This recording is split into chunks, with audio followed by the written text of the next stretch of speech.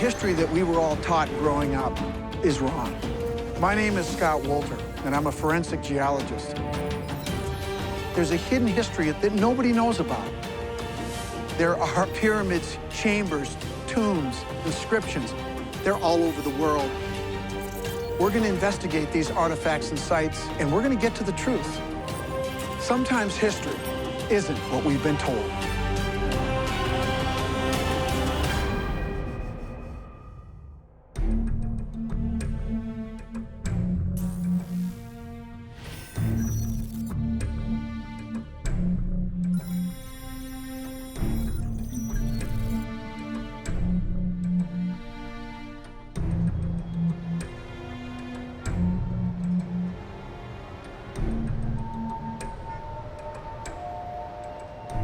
The Big Apple. Out of the 8 million people that live in this city, I wonder how many of them stop to think about the history all around them. Wall Street is named after a barricade that used to be there. One built by Dutch settlers in 1624 to keep the English out. Back then, Manhattan was actually called New Amsterdam, until the English finally broke through and gained complete control of the island, renaming it New York. Clues to the past are hidden amongst the skyscrapers, subways, and street signs. I'm here because one New Yorker says she's discovered a mystery right in Central Park. A centuries-old tie between this modern city and ancient Egypt. That's a beautiful pendant. You must be Dorothy. Yes, I am. Thank you. It's wonderful to see you, Scott. Here, sit down and let's talk. Do you know what this is? I think so. That's a cartouche, and those symbols are Egyptian hieroglyphics. Cartouches are basically a rounded vertical oval shape that typically has the name of an Egyptian pharaoh. And they were often carved into stone and found inside the tombs of many of these pharaohs. And for archaeologists, they're very important because they can use them for dating. I don't think I know who that is, but I'll bet you do. It's Thutmose III. He actually was one of the greatest pharaohs in Egypt because he expanded Egypt to its greatest size ever. And I did some research, and lo and behold, I found out that there's a monument in Central Park with this cartouche. Really? Yes. Here in Central Park? Here in Central Park. Why don't we go and take a look? Sounds great.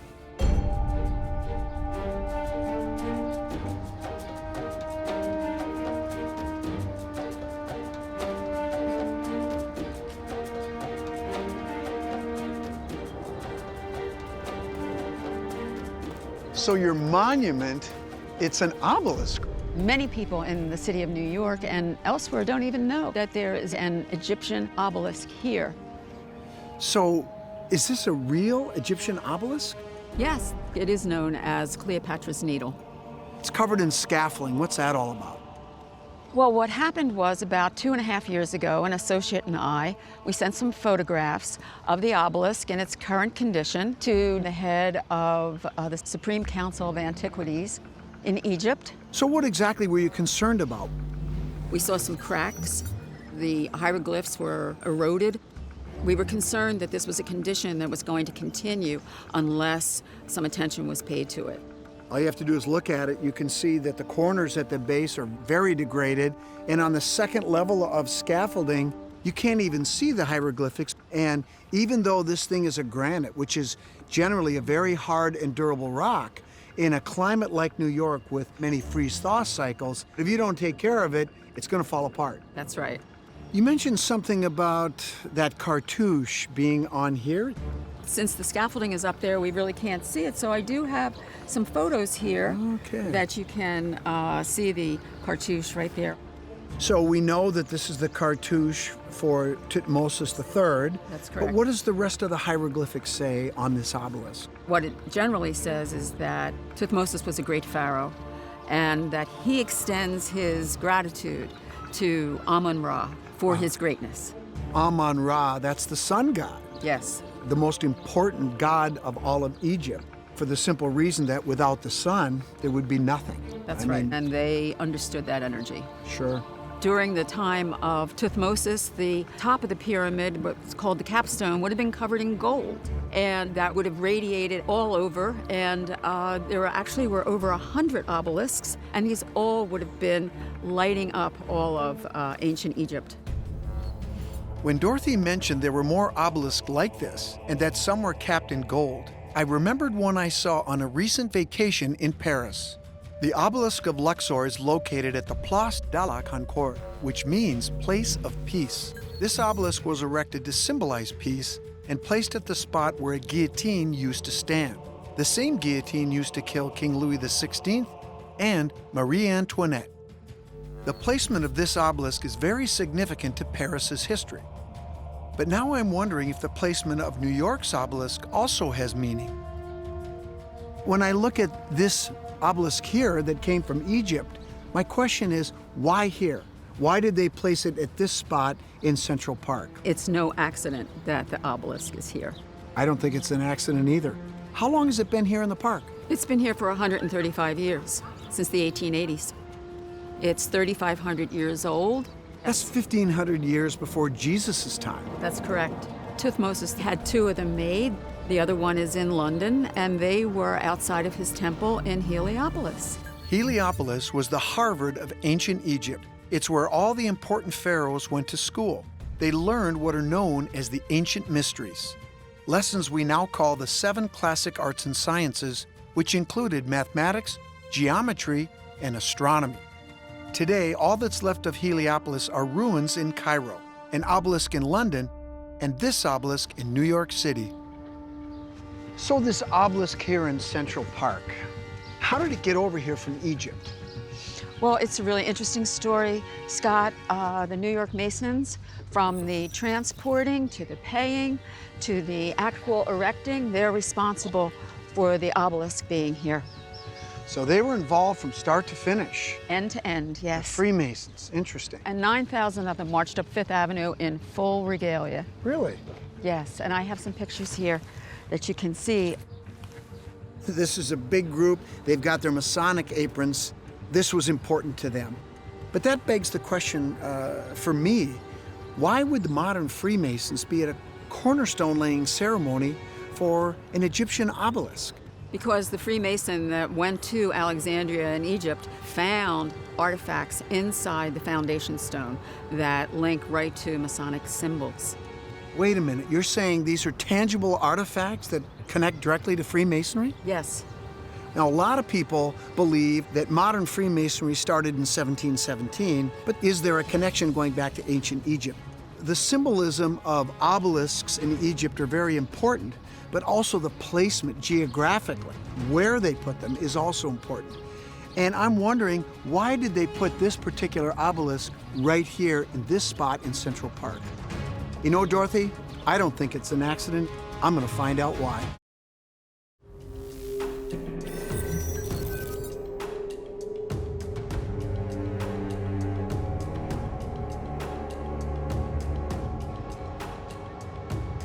New York is one of America's oldest cities, but there's something inside Central Park that's much, much older than the United States. I was surprised to learn that there's an ancient Egyptian obelisk here, and more surprised to hear that artifacts tied to Freemasonry were found under it at its original location in Egypt. That doesn't make any sense, since modern Freemasonry didn't get started until 3,000 years after this obelisk was finished. That is, unless there was a form of Freemasonry that existed much earlier. This could mean that the men who built the pyramids were intimately tied to the men who built this country.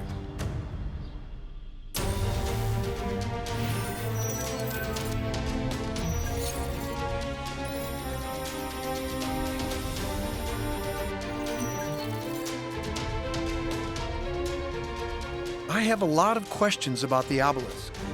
What were the Masonic artifacts found underneath it? Is there a reason the obelisk was placed in Central Park? Could this New York connection to ancient Egypt redefine the history of our country? Hi, Jan. How you doing? Doing fine. Good. I just came from Central Park, and I looked at the obelisk. Yeah? Well, I'm wondering if you could do a little research and see if you can find anything out about the geographic location of that obelisk. You know, I just don't think it's a coincidence that they put it at that spot in Central Park. Sure, I can do that. That'd be great.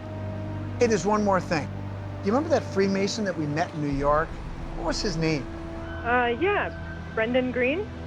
Brendan Green, that's it. Okay. Thanks for that. Let me know what you find out. Okay, bye, honey. Bye-bye.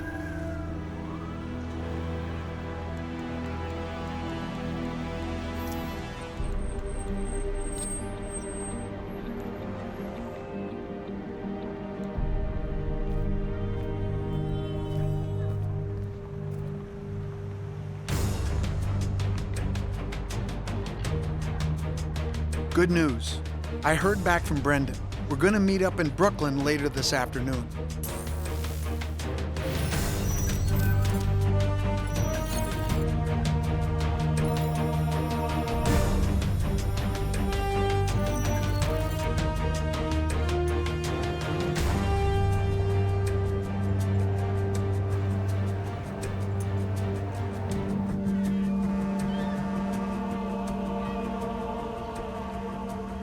Hey, Brendan, good to see you again. Scott, how are you? Hey, I was just in Central Park, and I saw the ancient Egyptian obelisk that was brought here back in the 1800s. And one of the things I learned is that the Freemasons were involved in getting it over here from Egypt. And you being a New York Freemason, I thought, who better to ask? Absolutely. I was brought over here by a fellow brother, Henry Honeychurch Garinge, of course, is a Freemason.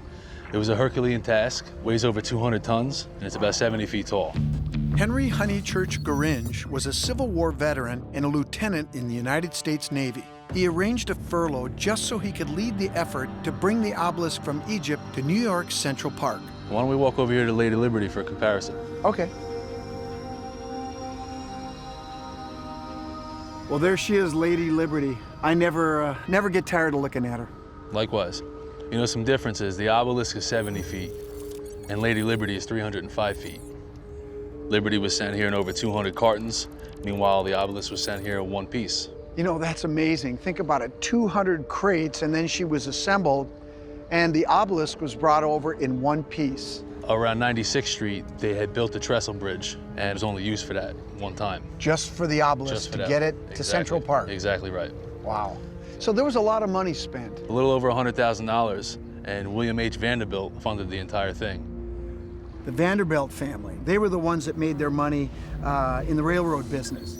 When Cornelius Vanderbilt died, he left his son William $100 million. That would be worth $2 billion in today's dollars. Today, there are still a couple Vanderbilts in the public eye. Fashion designer Gloria Vanderbilt and her son, journalist Anderson Cooper. But the question is, why would a family founded by railroad tycoons pay a fortune to bring this obelisk to America? So that begs a question. Do we know if William Vanderbilt was a Freemason? There are many that speculate that he was, but it's an unanswered question. But his father was, right? From what we're told, yes. You know, ironically enough, most of the famous Freemasons are publicly known, but some of them, when you start searching and looking for it, they kind of don't show up. You know, Brendan, when you think about this, to bring a 200-ton massive piece of stone over from Egypt here to America, that was an engineering marvel that Garinge did, and involved some pretty fantastic elements of geometry and mathematics. And these concepts were very important to the ancient Egyptians, of course, and to modern Freemasons. Exactly right. So how did they get these two obelisks to England and the US? Well, here, let me show you. Ah, okay. This is the transportation of the England obelisk. Well, Freemason John Dixon, who was an engineer by trade, designed this submarine-like vessel. This vessel was actually towed behind a much bigger ship.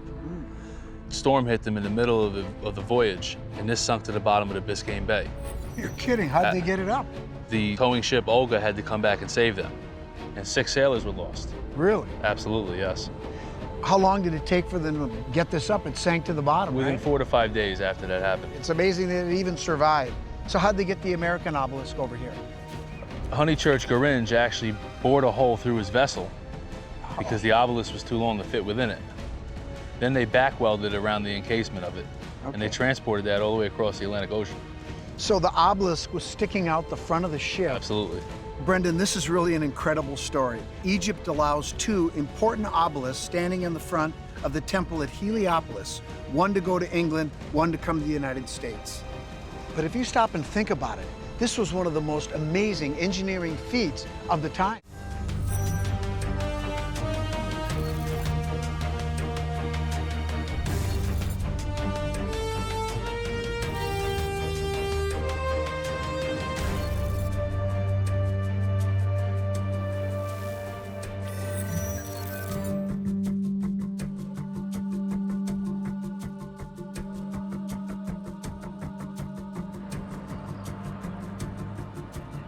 Ancient Egyptians not only developed the first forms of writing, but were also instrumental in the way we use medicine and mathematics today.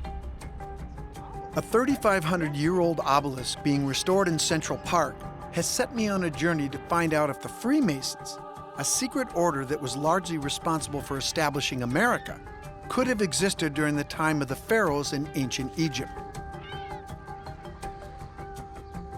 If this is true, then it's possible that one of America's most powerful cities could have roots stretching all the way back to the ancient pyramids of Giza.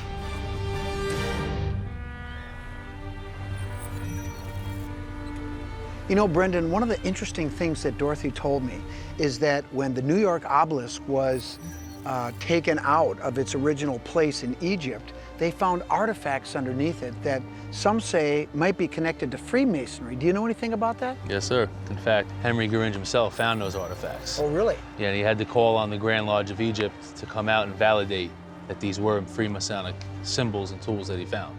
So they verified that these artifacts were absolutely legitimate. Exactly right. What were these artifacts? One was a builder's square, one was a trowel, and the other was a lead-lined plum. Okay. I have some examples of that here for you. As Brendan and I spoke more, he revealed the significance of the artifacts to Freemasons. A trowel, to spread the mortar that symbolically binds the brotherhood together.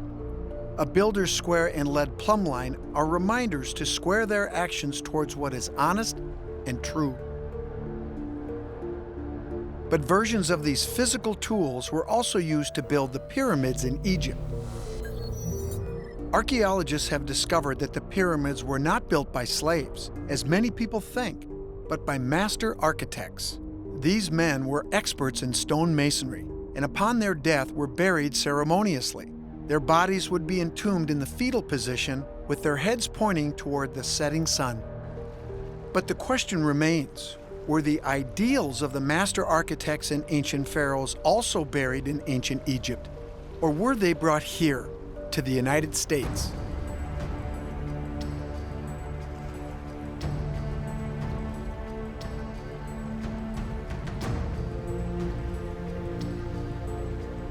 Let's talk about the obelisk for a second itself. I've learned a little bit about the symbolism of it. It's a phallic symbol. It's also representing a ray of the sun, and essentially it's also a sundial.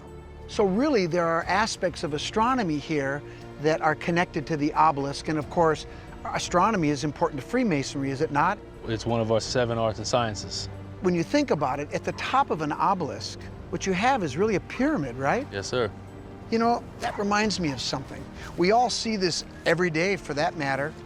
On the back of a dollar bill, we have a pyramid. Now, the thing that I'm not really clear on is why is it that the top is separated from the rest of the pyramid, and why is there an eye in the middle? Masons would say, some Masons, that the eye is the all-seeing eye or the eye of providence. But the unfinished capping stone represents an unfinished work. This is a symbol that the work of America is never done. Never done. Like the pyramid, I think the all-seeing eye is a symbol that may have Egyptian origins. I think it's connected to the Eye of Horus, which was an ancient Egyptian symbol that stood for protection, royal power, and good health.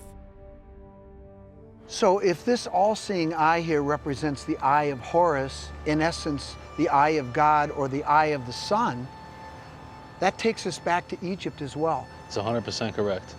You know, as I think about this obelisk in Central Park, Do you think that the placement of it in Central Park at that spot has some type of meaning? I would say absolutely. I would also venture to say it's not by any coincidence at all.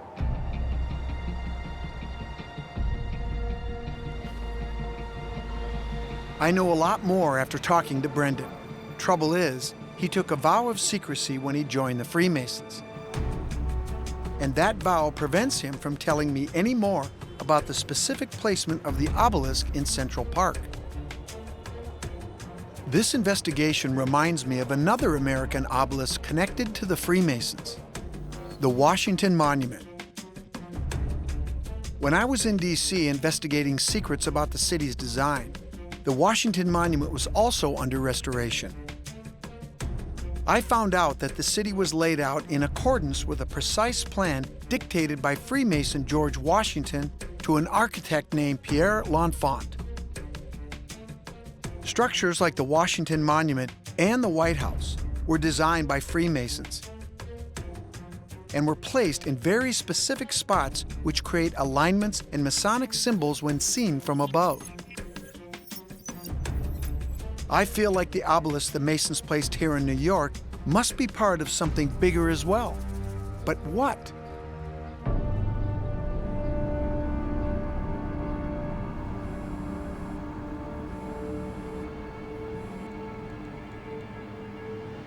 Hi, Jan. What's up? Well, I think I found something really interesting. Oh, yeah? What's that? You remember that William Vanderbilt paid for the obelisk to come to New York?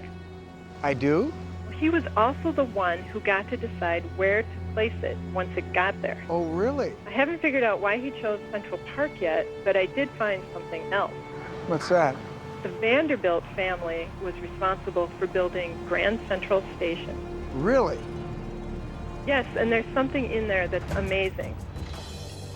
The ceiling has a mural painted on it that's huge, and it seems to have something to do with astronomy.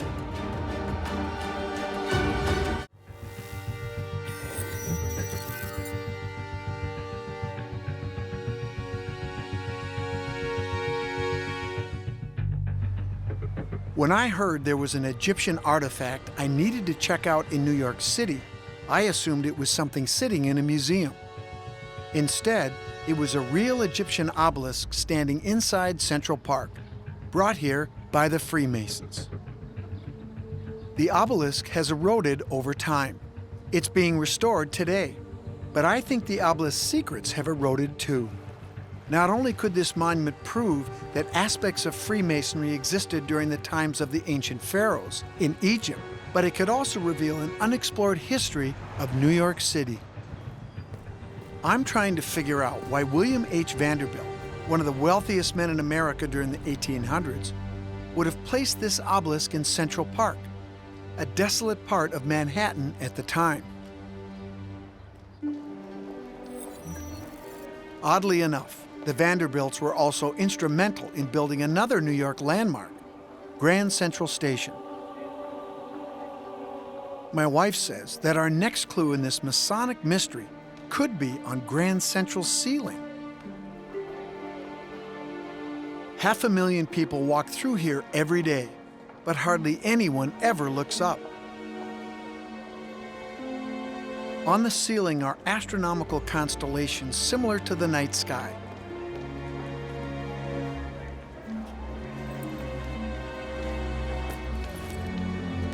But the ones here are not quite right. All of them appear to be reversed, like Pegasus, the winged horse. Orion the hunter also appears to be reversed, but if you look closely, you see that the stars in his belt are actually in the right position, even though he's facing in a different direction. It's almost like I'm looking at the view God would have from above. But it's like Orion is calling out to us here on Earth. Why?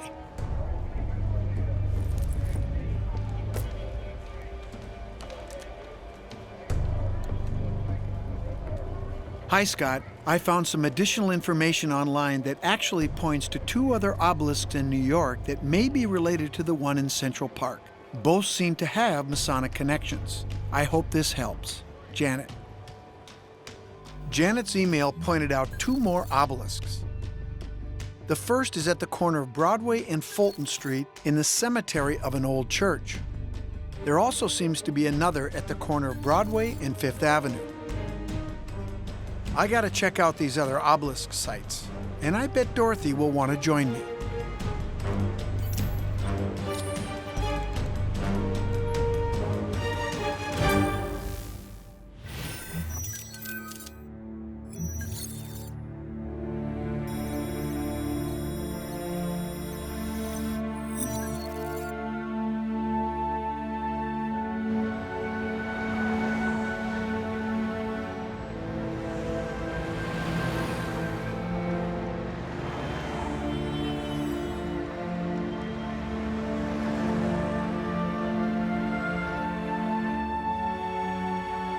Dorothy, I'm so Yes. glad you came. St. Paul's Church is one of the oldest churches in New York City. My wife, Janet, sent me an email. What she found on Google Earth is that there are 3 obelisks. You remember we started up at Central Park with Cleopatra's Needle? Absolutely. Well, there are 2 more obelisks in New York City, and they appear to line up. The second one is right here at St. Paul's Church. Oh, that's amazing. It's weird to see an obelisk rising up in the middle of a church cemetery. The monument honors Thomas Addis Emmet, an immigrant who was exiled from Ireland and made himself an American success. He wasn't a Freemason, but there is someone else at this church who was. And I think Freemasonry is what connects this obelisk to the one in Central Park. Recognize that face? George Washington. George Washington. This is where he attended church. When he became president, this was where he prayed. And after his inauguration, just a couple blocks down the street, he came here to pray. Yes. So there's obviously some very strong Masonic connections here. And there's another person that you might find very curious that has a connection to St. Paul's Church here, Pierre Lafont, the one who designed Washington, D.C. Yes. He also Yes. designed parts of this church as well. He was a Mason for sure. Oh, absolutely. So there are strong connections here with Freemasonry. You know, there's one more obelisk. And if you have some time, I'd love to have you come with me and we'll go take a look at that last one. Well, let's go. Let's grab a cab.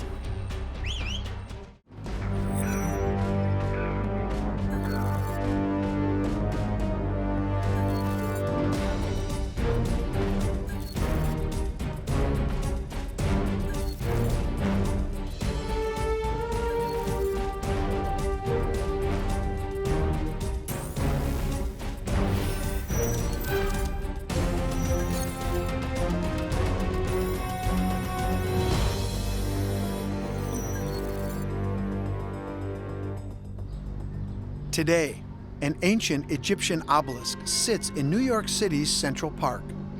Out of the 40 million people who visit the park each year, I bet few of them know that this obelisk is actually part of a series of obelisks that may tie Freemasonry to the ancient Egyptians. Both groups use mathematics, geometry, and astronomy to track the movements of the heavenly bodies. But history says that both groups were also separated by nearly 3,000 years and couldn't have had contact. If the Freemasons did in fact carry on traditions from the ancient Egyptians, this could mean that many of our country's oldest cities, including this one, could have hidden alignments, cryptic symbols, and a forgotten history that stretched back to 1400 BC. Dorothy, I want to show you something I think you're going to find interesting. Take a look at this picture. See these 3 points? Yes. This first point you'll recognize, that's where the Egyptian obelisk was, that you know so well. The second point is St. Paul's Chapel. Now, where we're going is to a third obelisk. Look at how they form a line. That's stunning. And I don't think it's a coincidence, do you? No, No. not at all. This third obelisk is really interesting because this is an obelisk which is a monument to General William Worth. I'm sure he was a Mason. Here you see him. And if you take a look at the blanket on the horse, see the 5-pointed star? I think that's confirmation that he was indeed a Freemason. There's another thing, Dorothy, that's very surprising. Worth's body is buried at the obelisk. Well, that's highly unusual to have someone buried in the middle of Manhattan. It really is. My understanding is that the obelisk is right near the Flatiron Building, so we have to be looking for that.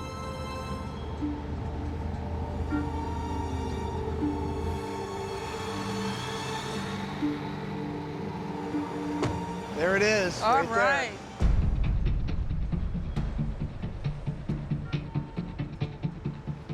As long as I've been in New York City, I've never noticed it. Well, you know, this General Worth is an interesting character.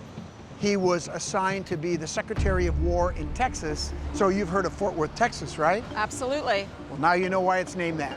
Why is he buried here? Why isn't he buried in Fort Worth? That's a good question, and the reason is he's a native New Yorker. Well, there you go. Okay, Dorothy, let's think about this for a second. We've got 3 points on our line. The first one that was put down was St. Paul's Church. And this is significant to Freemasons because at St. Paul's Church, this is where George Washington prayed and L'Enfant had a hand in its design. That's correct, yes. Now, the second one that was put down is the Worth obelisk. General Worth was a Freemason. And the last one to be put down is the real Egyptian obelisk, connected to Freemasonry without question, because you had 9,000 Freemasons that traveled right up Fifth Avenue here, walked right by the Worth obelisk to Central Park for that ceremony. That's correct. I assumed that these 3 were in a line, a straight line. And when I looked at it closely, they're not straight. There's a little bit of a jog here. The question is, why? And to your point, all of this area did not have all of these buildings, so it would have been very easy for surveyors to make a straight line from Central Park all the way down to St. Paul's, and they didn't. Back in those days, almost all the surveyors were Freemasons, and if they wanted to make a straight line, that would be no problem for them. But because this is not, there has to be a reason for that.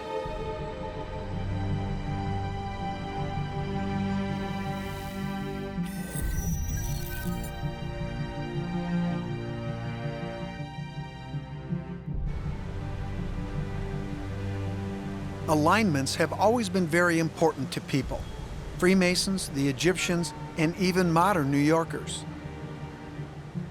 Twice a year, the setting sun lines up perfectly with Manhattan's east-west streets.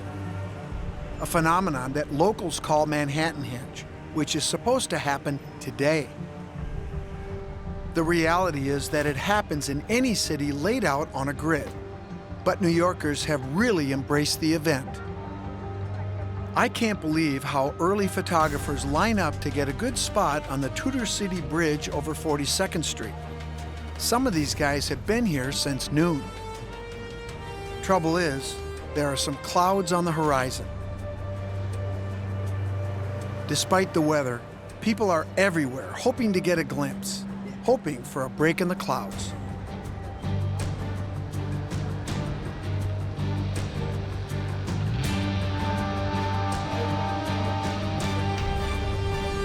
It's not going to happen. This is what Manhattanhenge looks like when clouds don't get in the way. The star we can't live without, the sun, shines right between the city's buildings, and people get excited about it. The name of this New York phenomenon is connected not to Egyptians, but to the people who built Stonehenge, an ancient structure in England that I've examined.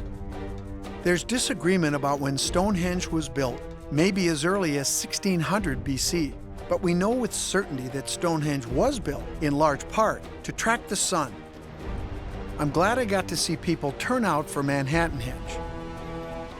But now I need to figure out the mystery behind the 3 obelisks and why they're placed where they are.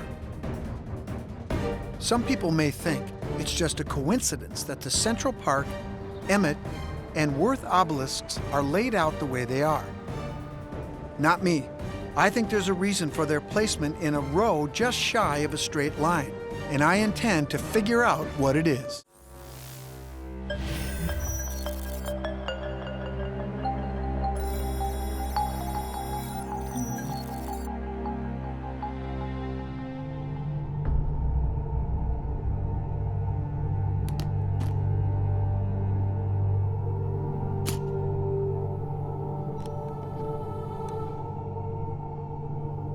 The skyline of New York City was developed over hundreds of years. But three things hidden within it may reveal a forgotten history of this city. My investigation into an old Egyptian obelisk in Central Park has led to a bigger mystery, which involves two other obelisks carefully placed by Freemasons into the layout of the Big Apple. I think the specific locations of these three obelisks could reveal that an ancient Egyptian alignment is present right here in Manhattan. But why? I've asked a friend of mine who's a designer to help me determine why the Freemasons would have placed these obelisks the way they did nearly 100 years ago. Wow, that is awesome. I tried to put some landmarks just to kind of give you a picture of where things are and, you know, set up a little atmosphere. You did a great job. Thanks. Empire State Building. That one I know is the Flatiron Building. It's pointing right at the Worth Obelisk.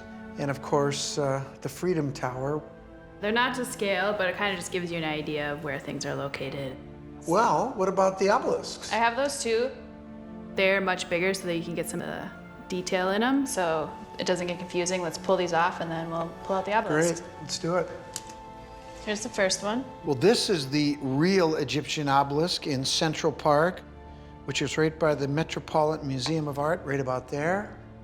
The Worth Obelisk. Here's the last one. This is the Emmett Obelisk, and this one goes to St. Paul's Chapel right here. Okay, now when you look at this, what does it look like? A line. A straight line. That's what I thought. But actually, it's not a straight line. And I want to check that to see if indeed it is off. Why don't we start by marking these 3 points. Here's St. Paul's Chapel. Here is the Worth, and then Central Park Egyptian obelisk. So I have a straight edge here. Perfect. It's off. Yeah, just slightly. We've got 3 points, and the one that's off is the Worth obelisk. The question is, why is it not straight? Why does it take this bend?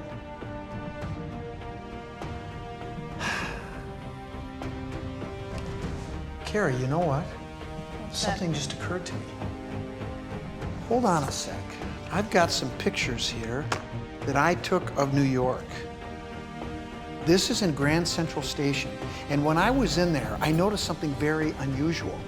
There are a number of constellations that are depicted on the ceiling. And what's unusual about them is they're not depicted as we look up at the stars, they're actually depicted looking down from space, or what God would see, except for the stars in Orion. Take a look at these 3 stars right here. These are the 3 stars in Orion's belt, and they're not straight. They're almost straight, just like these 3 obelisks are almost straight. This has got to be a depiction of Orion's belt. So why would anyone spend this much energy recreating Orion's belt in Manhattan? You know what? There is a precedent, and it goes back over 5,000 years. In Egypt, we see the same thing. The Great Pyramids in Giza are laid out like Orion's belt. This was discovered not that long ago. So what's so special about Orion's belt? Well, in Egyptian mythology, Orion symbolized Osiris, the male god. These 3 stars in Orion's belt point to the star Sirius. Sirius in ancient Egyptian mythology symbolized the goddess Isis. And you know what? If you notice, these 3 obelisks point out into the harbor at what? The Statue of Liberty? The Statue of Liberty. She symbolizes the goddess Isis amongst many other goddesses.